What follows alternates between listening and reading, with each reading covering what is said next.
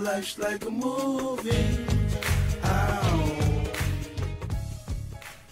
Welcome back to the Why So Serious podcast. Brandon and Rashanii are back to review another movie. This time we're reviewing the First Purge. After the rise of a third political party, the new founding fathers of America, an experiment is conducted. No laws for 12 hours on Staten Island. No one must stay during the experiment, yet there's a $5,000 for anyone who does. This was basically a prequel to the Purge movies. Rashanii, what'd you think about this? I think I liked it more than everybody else. Yeah, I mean, I've heard the most people I've been listening to, at least black people, have kind of enjoyed this because, like, out of nowhere, this Purge franchise is like each movie become more and more black. Exactly. To the point that this one is basically a black horror movie with like a black political horror movie, if I would say. It's like at some point in their life, they're like, you know what? We just realized that black folks really like us, but we have, maybe we should start catering more towards them with this one. I mean, we got Truth or Dare for the white folks. We got Happy Death Day for the white folks. We got all these movies for the white folks. We should make the Purge blacker. Let's just go in that direction. Can we just call it Blackout Part 5? And if you think about it from the first film, if you watch it, you're like, if this were real, I'm pretty sure like at some point, but either one, some KKK racist motherfuckers are just going to roll up in the hood and try to get rid of all black people. Or two, the government is going to try to take out poor people, a.k.a. black people and Hispanic people. And that's what this was. So basically this film is the First Purge, and the First Purge is just an experiment. It's like on a minor scale. It's not the whole country. It's just in Staten Island. And this like racist party like came to power, and they decided to do this social experiment in Staten Island where they allowed people to leave, but they knew that they could keep the poorest of the poor people by offering them money that they never see. So, you go to a really, really poor person, you offer them $5,000 just to stay there, and then more money if you participate. A lot of them are going to do it, and they knew that. So, and they did that on purpose to create this environment where they thought that all these black poor people, well, it was basically like the thing where like, so they had this doctor, Marissa Tomei's character is playing like this doctor who's basically like, well, the reason why there's so much crime and stuff in these areas is because they have all this pent up anger and stuff that they need to get out. And if we do this social experiment and make crime legal for one day, hope everybody will get it all out, and then the rest of the year they'll be fine. And it's this thing where it's like, I wouldn't say you're well-meaning, but you're not as bad as the other people, but you're completely removed from the whole idea of why these people are like experiencing the lives that they are. And I think they did a good job of exploring that. What'd you think? I think that overall they did a pretty interesting job of looking into just how the impoverished and the lower class, lower income folks and basically minorities are treated, are seen through the eyes of white people. And our government. Which is as a science experiment. I really did appreciate the fact that they have literally just said, you know what, we're going to stop messing with y'all. You know what, it's come too close to this movie and our lives have come too close together. We're going to stop playing with y'all. We're just going to remove the veil.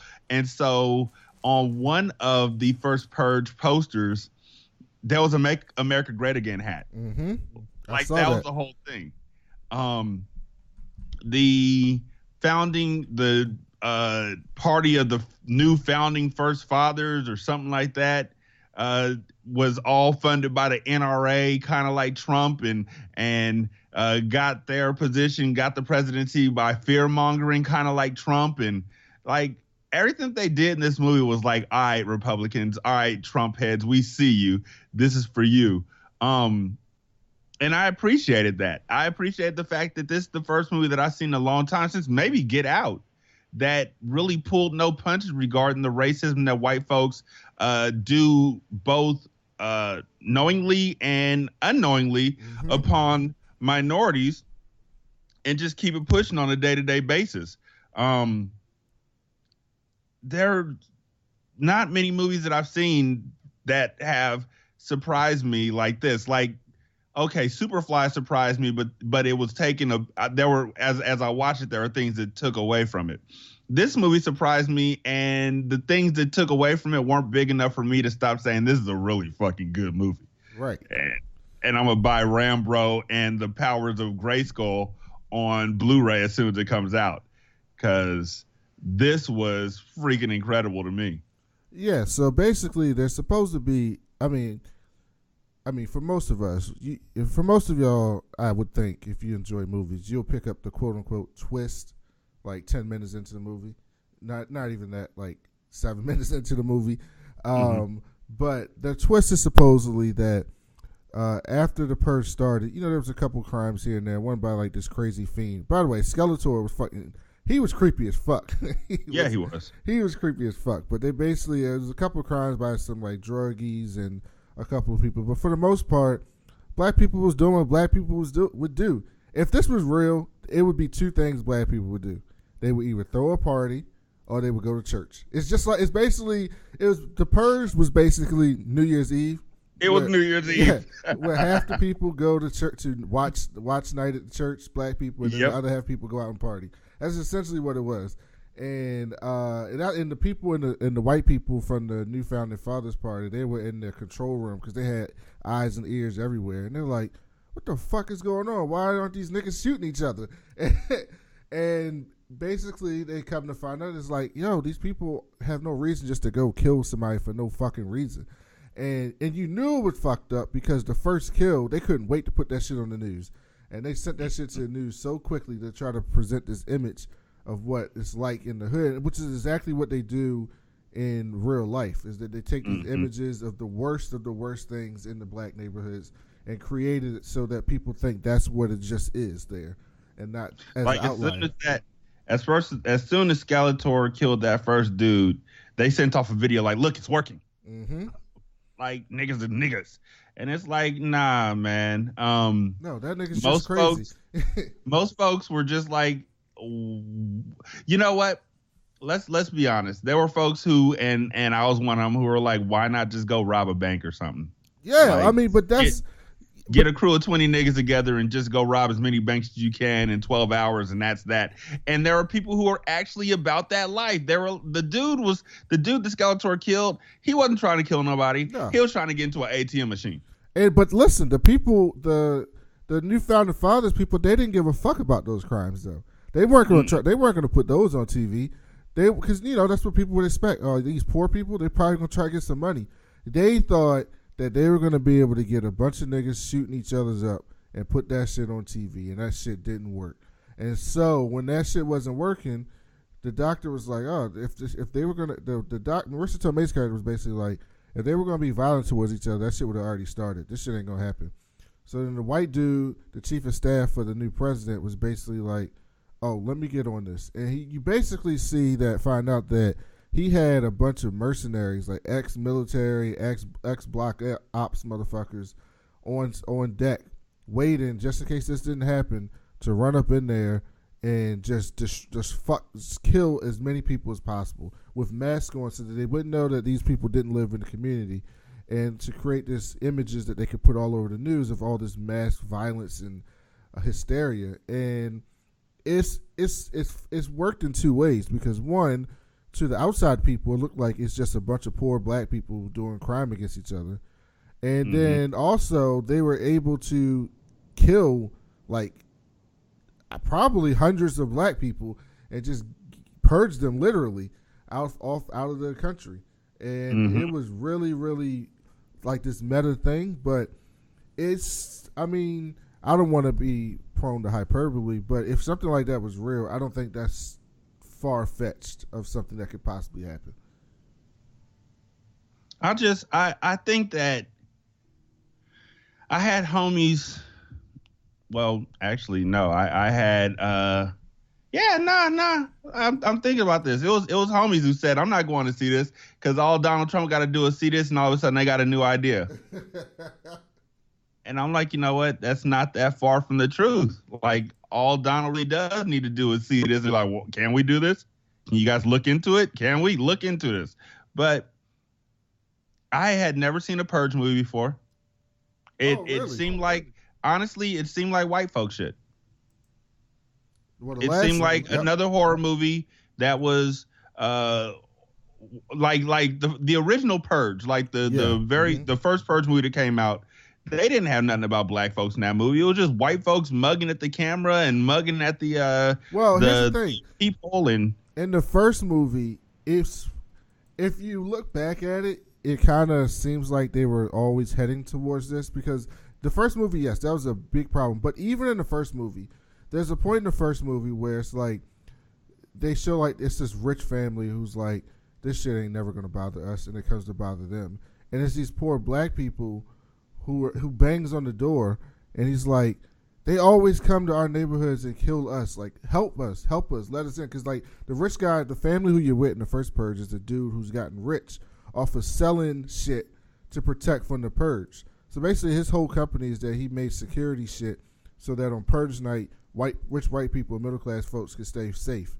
And it comes to his fucking house, and these poor black people try to get in his house, and he wouldn't let them in. So they allude to in the first Purge, it's like, look, what's this shit like for black people? Because after watching the first Purge, I'm like, I want to see the movie about the black people doing the Purge. Like, that's what I want to see, and I guess they listen to that. In each movie, they've been progressively more and more black. So, yeah, you're right. The concept of the Purge is some white shit, except the concept of the Purge actually should be some black shit. and this one really was. The two main characters in this movie are Yolande Noel. He plays, most of you guys know him as Daniel from Insecure. And Lex Scott Davis, who Rashanii and I just saw in fucking Superfly, who I didn't even know that was her. She looked way different in this film to me. Mm-hmm. Way different in this film to me. And they both did a good job. By the way, Daniel was fucking people up. I didn't know he had that in him. He could be in the action movies. And that's what I was saying. By halfway through, my wife Nisha and I were just calling him Rambro. Like, this nigga. Like, at first, at the beginning of the movie, to be completely honest with you, beginning of the movie, I was leaning over to Nisha like, hey, isn't that Shaolin Fantastic? And she was like, nah, it's the dude from Insecure. So I was like, okay, cool. It's that dude from Insecure. And then we went from there, and by the end of it, I was like, okay, yeah, this dude is like everything right now. Like, okay, he should be running some action movies going forward. Yeah. I was listening to the MTR Network's review of this, and one of them telling the People's Critics basically like he could be Blade if they remake Blade. And I was like, he absolutely could play Blade. He absolutely could play that character based on what I saw in this film, because he was fucking. I wasn't. I gotta say, I was shocked. I was not expecting. I was watching them. I was like, this is fucking Daniel from Insecure. This nigga's supposed to be a drug dealer. I'm not gonna believe this shit. And by the end of the movie, I was like, yes, he's a drug dealer. Yes, you don't want to fuck with him, and yes, he will fuck you up. All of the three, all of the above. Naya's basically playing like the black woman that's like in the hood. That's like, you know, we gotta fix our community, and we can't succumb to this drug violence, and we can't let the white people take over. Basically, like the organizer type person, and she basically gets everybody to come to the church. And I want to talk about this scene. So there's a scene in this film where, I mean, basically when the Purge starts, like we said, half the people, they have this block party. So there's a ton of people out there partying. And then a lot of people are in the church. And anyway, I'll talk about him a little bit later. But Naya's brother, Isaiah, lied to her. And he ended up calling her and saying, like, oh, I'm still in Staten Island. And she's like, all right, I'm going to come out there. So she leaves the church. And so she's out there running around trying to get him. And she's like, oh, we got to make our way back to the church after they find him. And you come back to the church, and basically, like, these dudes in, like, some neo-Nazi shit ran up in the church and just killed everyone. And I really thought that scene was important because it didn't cross the line of being like, look at this black people pain. Because they could have easily showed the white people, the white supremacists running up in the church and just mowing down motherfuckers. And that could have triggered shit for a lot of people about the Dylan Roof shit and other shit that's been going on. but they had it in the film. It's important to have it in the film because it shows to the lengths at which these people are willing to go to that they're just going to run up there and shoot church-going folk. But also they did it in such a way where you still got the impact of what happened without actually having to see black people getting shot in the church. And I want to give kudos to this movie for how they handled this. For the most part, the Purge to me has always, in my mind, it's always been it's supposed to be a horror movie. Mm-hmm. First of all, this movie is an action movie. I just want to put that out there right now. Absolutely. And the reason why it's an action movie with like two jump scares in it, maybe. The reason why it's an action movie instead of a horror movie is because of how surprisingly gracefully they handled the deaths. Mm-hmm. They didn't even show them.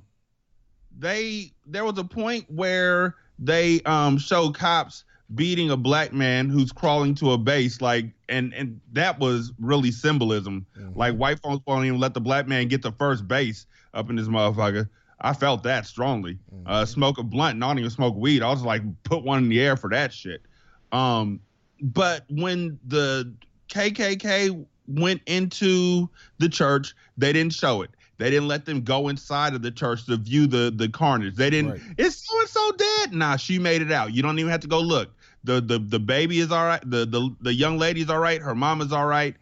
Y'all don't go in there and look. They murdered everybody up in there, but they didn't show it. That's graceful.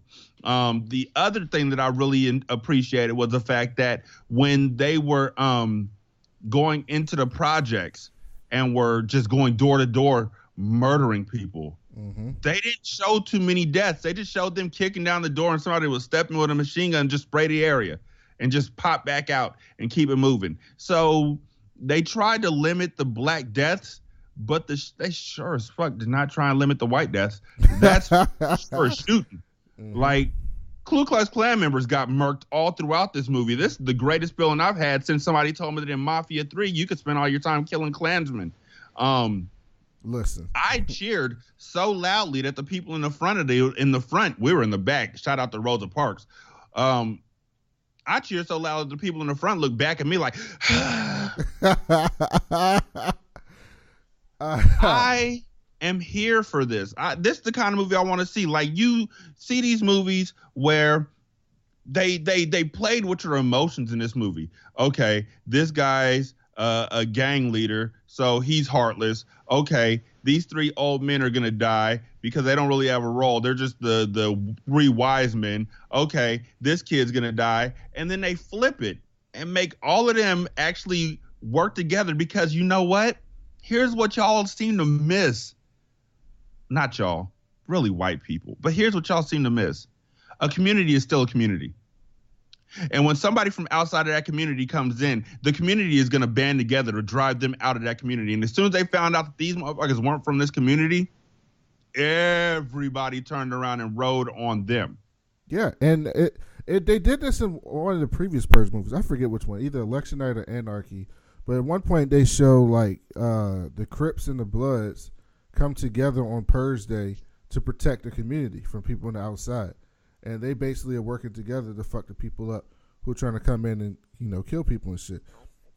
This film gets that. And I like how they didn't over-exact. Like, I mean, I guess it's kind of a far-fetched idea, but they didn't take it too far. And even to the point of, like, how the news was covering it.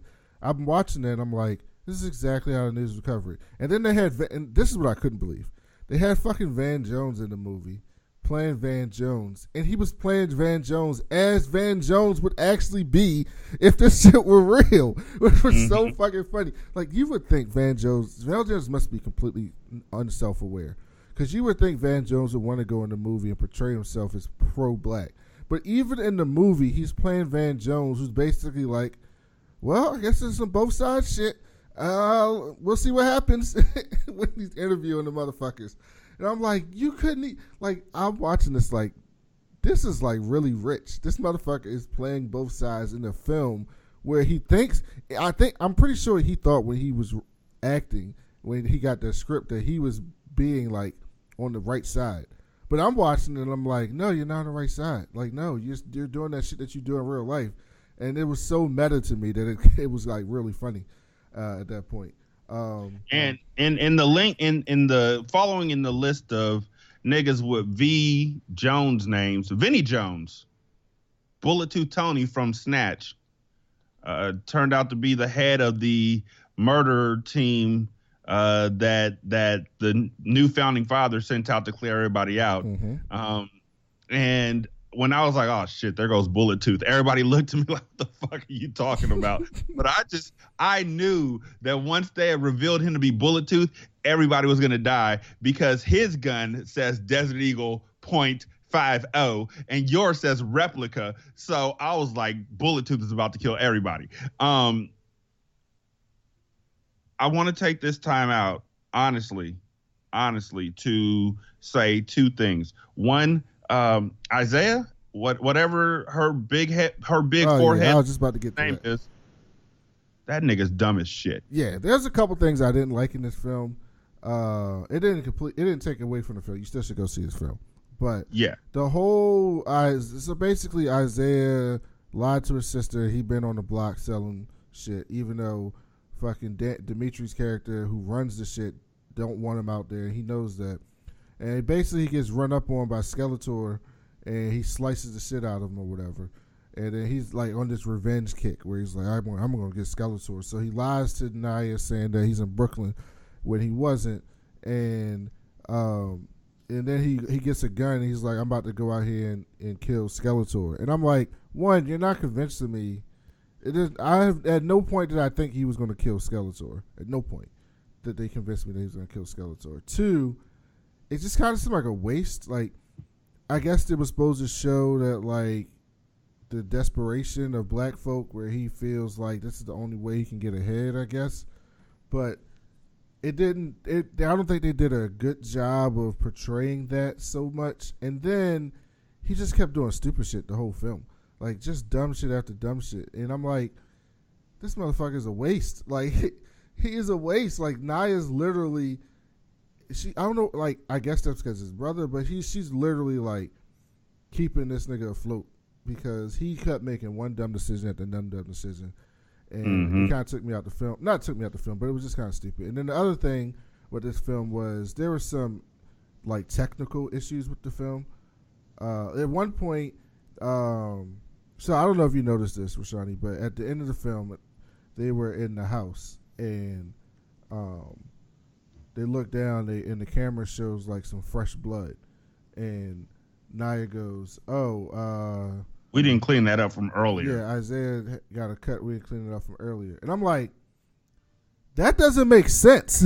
Like that was like a day and 2 days ago. Like that blood would not be fresh laying there in the ground. Like that doesn't make any sense. And I think when I saw it, I'm like, oh, this nigga Skeletor is hiding in the house.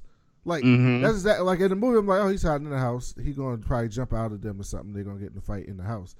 And from what I think I read online that like in a trailer they kind of show him there, show something like that, but they cut it out. I guess they changed the ending, and I'm like, but that was a terrible way to cover that up because that didn't make any sense to me. Yeah, no.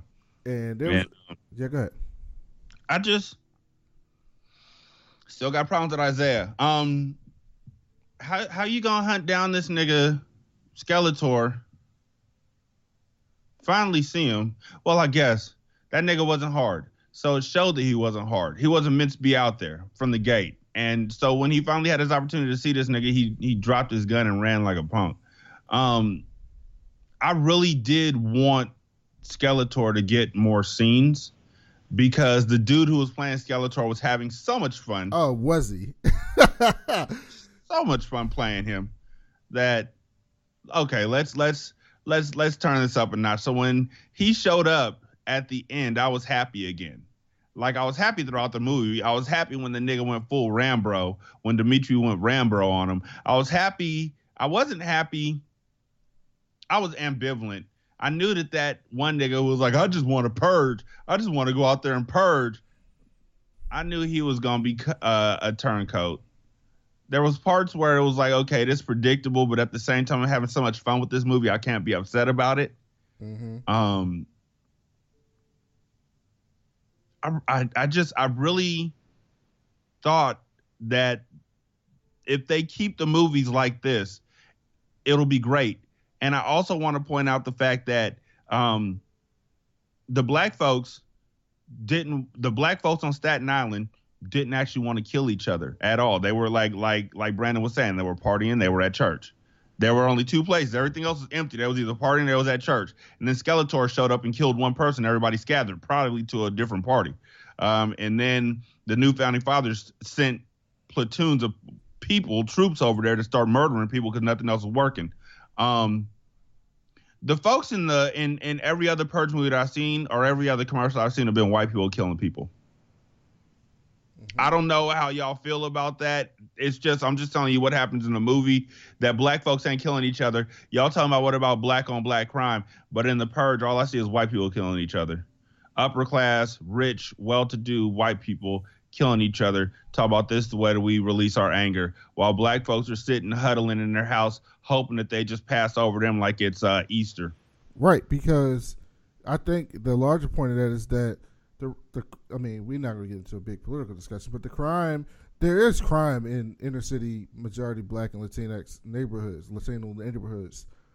But the reason for that crime is not because black and brown people are inherently violent, which is what racist white people and even quote unquote non-racist moderates, even if they don't think it overtly, they think it subconsciously, that these people are just inherently violent, and that's why there's so much violence. When in reality, the majority of the violence is due to desperation, that like drug deals going bad, trying to get ahead in life. They feel like that's the only way. And the Purge is basically this thing for white people, because the black people are like, I'm not about to kill someone just to kill someone. Like the drug dealers in this movie were basically like, because the girl was like, oh, you come in town, because basically the kingpin Dimitri, he don't live in Staten Island no more, but he still run the drug game there. And so Naya's basically like, oh, you come in town when it's the Purge, I bet you like this shit. And he like, nah, I don't fuck with this shit at all. And because basically the drug dealer's like, we're not out here just killing people just to kill people for fun. Like, we're not like serial killers. We're not fucking crazy people. Like, we kill people when it has to be done. And and he even makes something that kind of made me feel a little bit better about the Isaiah scene, is they kind of foreshadowed that, because Dimitri's talking earlier and he's basically like, you got to have a lost soul to kill somebody. Like, your soul's got to be hurt. And these people ain't got that kind of hurt in them to be out here killing people for no reason. And he's right. Like, the drug dealers were not out there killing people for no reason. They was out there protecting the rec center, protecting the people at the end. And I'm like, yeah, that's what would happen if this shit was real. We might have seen, if it was real, you'd probably see some more like robberies and shit, because, even when we have the quote unquote riots now, or the people breaking the shit and rob shit, because that's, anybody, that's not a race thing. That's just what people would do. There's always black people are still people. So there's still a subsection of people that's going to do fucked up shit. But the majority of us are going to do exactly what we saw in this film. And I loved how they portrayed that part of the film. What'd you think about Dolores' character? I thought she was fucking hilarious. First of all, I thought it was Pam from Martin. I was looking real hard, and then I was like, okay, that's not her. Like, okay, maybe, because I haven't seen her since Everybody Hates Chris. So I was like, okay, maybe, she got older, and this her old woman form. And I was like, that's cool. But then I was like, okay, that's not her. But another person who enjoyed every opportunity they got. Oh, every moment. Like, they're like, I don't know.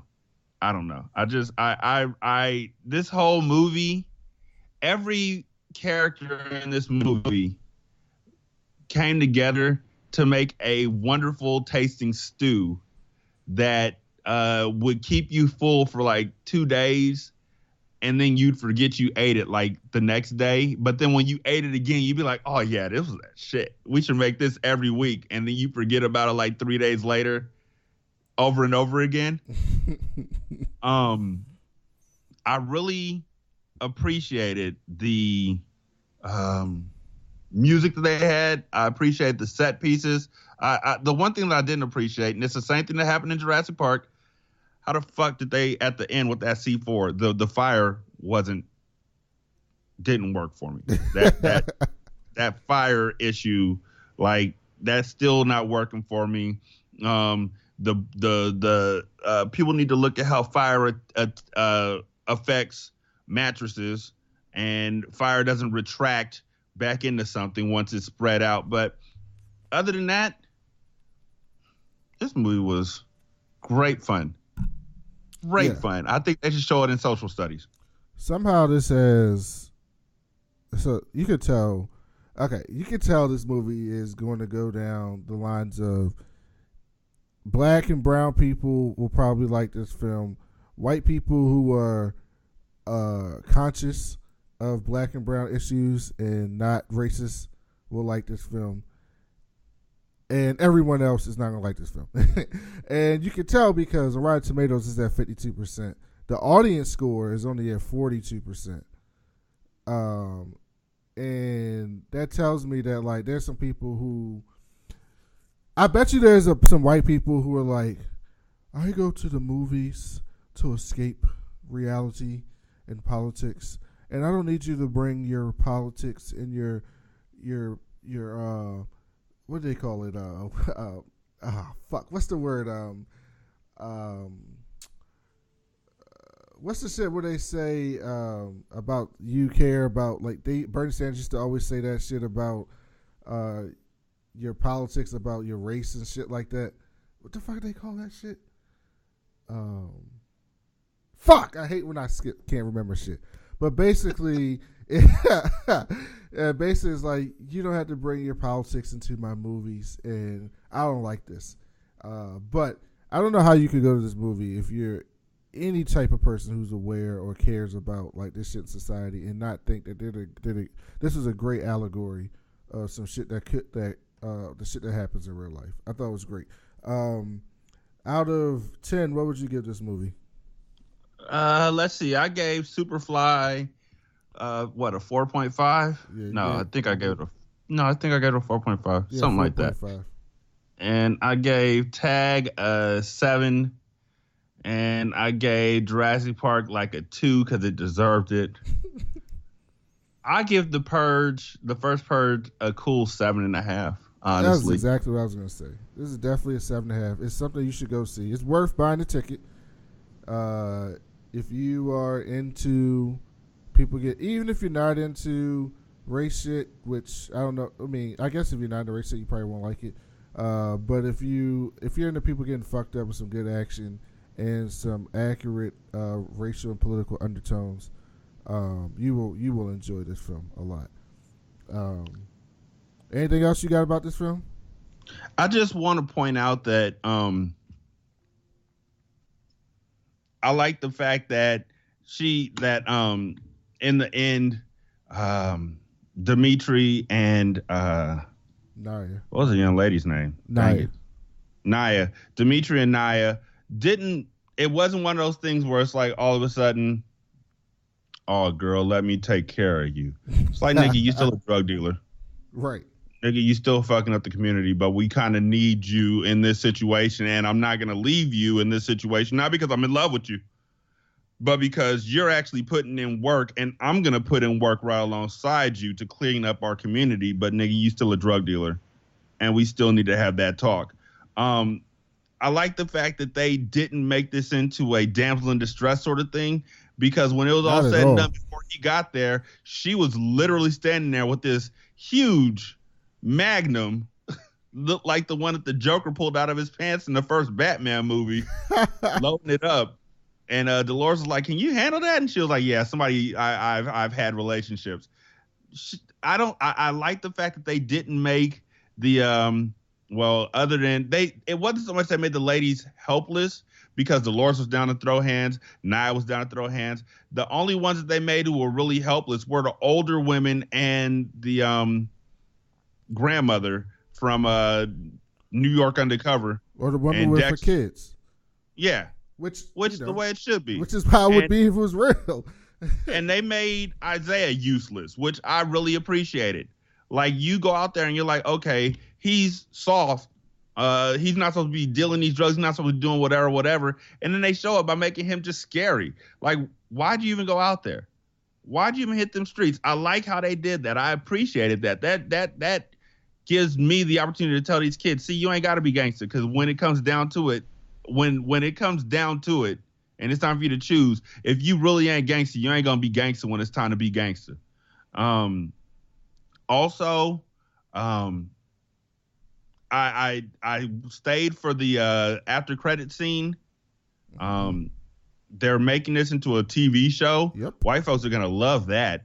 I'm hoping that they still keep black folks involved in it, because, like you said, I'm gonna have to go back and see the first three. Now that I've seen this one, I'm glad that this is the first one I saw, because now it made me excited about the other ones. Because that first one was nothing but Ethan Hawke and a bunch of white people looking in the camera. I like this movie. And if you read a review about this movie and it says it gives it anything less than like a 7 out of 10 or a 3 out of 5, just take a look at who's reviewing it. Honestly, all the black folks, like Brandon said, all the black folks that I've talked to, for the most part, are just like, this movie was so nice. It was so wonderful. Like Sharonda J. Brown from Roaring Gold, she was like, this is like the Get Out of horror. Like, this is the Get Out of this year. And I feel that. Like, this is the movie where black folks, I came in there feeling like dread, like, damn it, I really don't want to see this. And I walked out like, that was incredible. And the thing about this film is the story, the undertones and the overtones and the whole take on a larger aspect overwhelmingly make this movie better than as a film. As a film, there's issues with this film. Like, if you go and watch this, like, if you review this technically, like how it flows, the continuity of the scenes, some of the editing issues, some of the sound issues, some of the special effects, there's issues there. And you can tell it doesn't have a big budget, and there's some issues when it comes to technically how this film is written. But I don't understand how anybody can go to this film and not enjoy this film and get the film and get the message the film is trying to convey. And if you don't, it's something wrong with you. So I can see if a critic writes this film and they go, oh, this film had issues with this and that and this and that. I'm like, okay, I mean, I don't know why you would focus on that, because, I mean, I saw it, but I'm not focusing on that. But all right, if that's what your gimmick is, that's how you review films on a technical basis, then okay, I get it. But other than that, I don't know how anybody can legit have a legitimate take about this film being not good, about the concept of the film. So that's what I'd be interested in doing. I'm going to read a few reviews after this, but I have a feeling that's what it's going to be. It's going to be some bullshit. The next films we're going to be reviewing is Ant-Man this week, Skyscraper this week, and in a couple weeks we'll have... Oh, don't you want to do that Lakeith Stanfield film? Yes, I do. Nigga, what about Uncle Drew? Oh, I haven't seen Uncle Drew. Did you see it? Oh, it was so good. Oh, I got it. All right, I'll go see Uncle Drew this week. But you just don't go for the acting. I mean, go for the acting. But go realizing that the acting is all being done by NBA players and oh, nigga, I already realized that when I saw Reggie Miller in that damn film. Yeah. Like, there's 3 actors in the movie, and 2 of them are good, and then one is like Little Ray. I forget what his name is, but it was an excellent. I loved it. I'm looking forward to hearing what you think. Yeah, I'm going to go see that. I get a screener for Skyscraper tomorrow, so I'll see that. And we'll get those reviews out pretty soon. So thank you guys for listening. Make sure you check out Rashanii on the Single Simulcast. You can find that on iTunes at singlesimulcast.com. And all his other podcasts, too. And you find us on iTunes, Stitcher, Spotify, anywhere you get your podcasts. Thank you guys for listening, and we'll talk to you soon. My life's like a movie. Ow.